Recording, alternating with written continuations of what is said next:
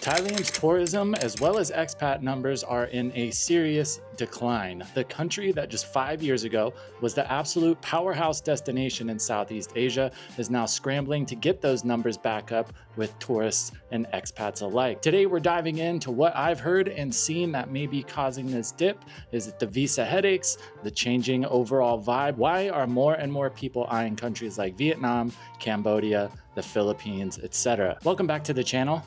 Let's dive in.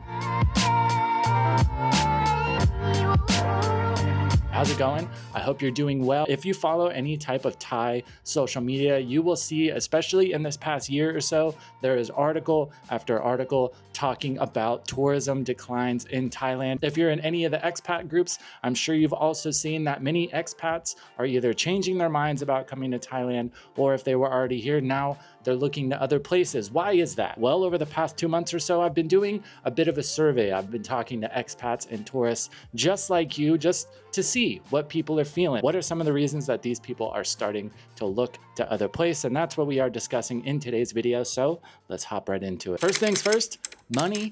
Money, baby. Once upon a time, Thailand was the ultimate budget paradise. Post 2020 flights are insanely expensive. Accommodation prices, especially in hotspots like Phuket, Pattaya, and Bangkok, have doubled or even tripled. In some instances, expats who came here looking for cheap living are suddenly finding out that they could spend less in Vietnam or Cambodia for similar, albeit a different quality of life. And while it is true that Thailand is still very affordable compared to most countries in the West, prices keep going up and up and up. Personally, I haven't really seen too much with like the day-to-day type stuff. I feel like prices for food and things like that haven't increased too much, albeit a little bit, but especially when it comes to things like accommodation, hotels especially. It used to be even just a few years ago for $30 to $35 American, you could stay at a really nice hotel. And if you really put in the miles, you can still find some quality budget places, but especially in the hot spots, the well-traveled areas of Thailand, it's pretty much coming to the point now,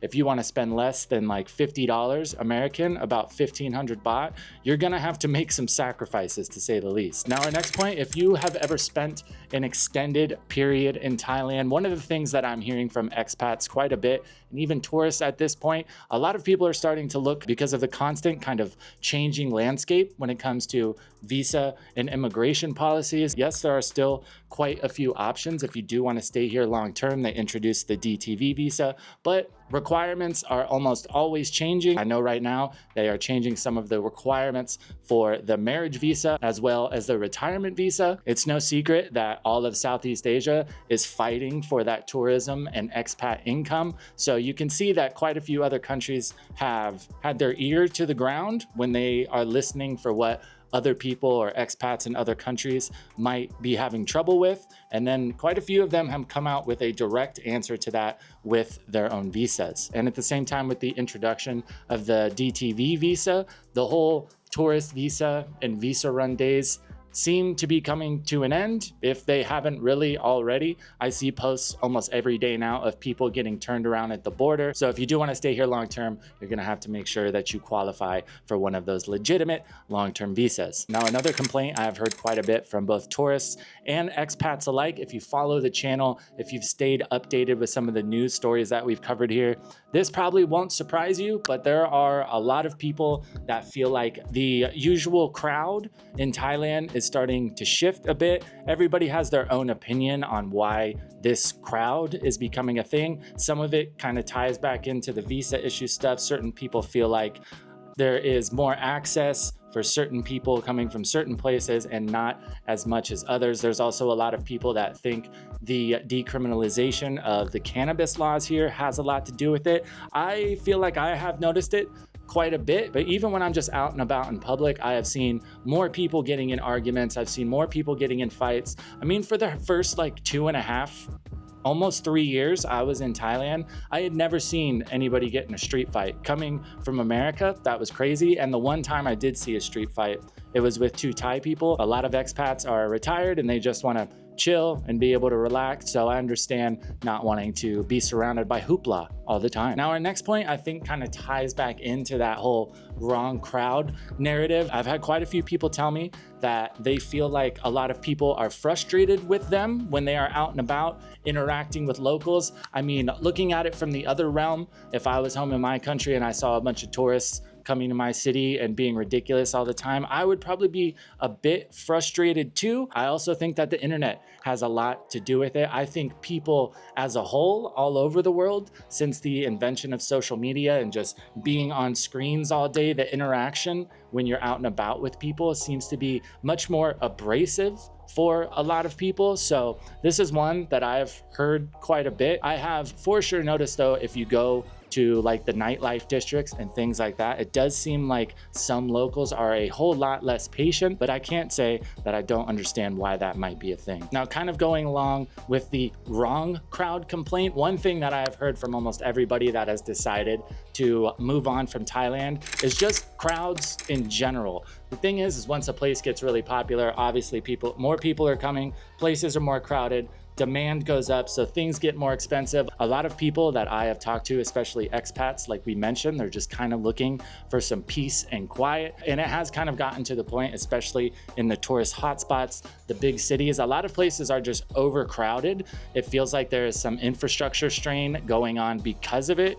When I first got to Thailand, like waiting to get a table at a restaurant was not a thing. Traffic was bad, but nothing compared to what it is now. Another big difference, especially in Pattaya, that I've noticed, it used to be from rainy season to busy season, you would notice a massive difference in Pattaya. Now, minus the actual weather, I don't feel too much of a difference just because how many more people are actually here. Even in the past 2 years, the first time I went to Krabi about 2 years ago, we went in rainy season, we pretty much had the place to ourselves. We went again this summer and it was absolutely packed. So I could understand some people wanting some more peace and quiet. And without a doubt, the thing I've heard most frequently from people that are looking to new horizons is they feel like it's a culmination of all of these things. These things we've talked about today, as I'm sure you can tell, individually, none of them are really a big deal. I can understand for a lot of people, it's the culmination of all of these things. Now, don't get me wrong, this video is not